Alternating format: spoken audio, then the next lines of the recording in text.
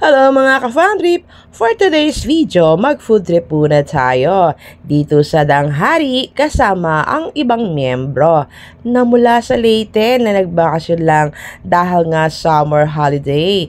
Kaya minabuti na lumuwas ng Maynila at eto na nga, tingin-tingin muna ng mga paninda. Pero dahil wala pa budget, sayo ay window shopping lang muna. At babalikan na lang natin kapag nagka-budget. Malay mo, baka presyo ay magmura na nga. Hari nawa, pero di kasi talaga shopping ang ating pakay. Alam nyo na, pagkain ng sinadya. At talagang matatakam kayo dahil madaming pagpipilian sa tabi-tabi ang tindahan na mapagpipilian. Kitang-kita nyo ang sarap ng kain nila. In fairness naman kasi, sulit ang lasa sa presyong tama lang sa bulsa. Ikot-ikot kuli at tambay saglit. Bumili ng candy, nagkakaiba-iba. Kaya kanya-kanyang hula kung anong flavor ang madudukot nila. Sobra ba? Oh. Ay. Asam ba? Sobra ba? Ano?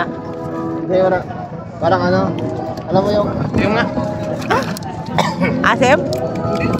Hindi yan, ito kay mama. Baka yung akin ang maasim. Hindi. Oo nga. Ano? Asim nga. Zombie na hindi. Ghost nga, diba? Hindi naman siya sobrang asim, pero maasim. Alat? Alat? Pero na, pag nawala yung biglang asim, paano naman? Matamis naman.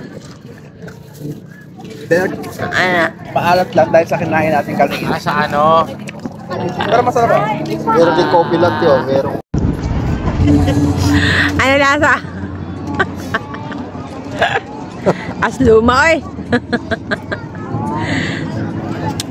So, oras na ng uwian, kaya abangan kami sa susunod na kabanata. See you next time!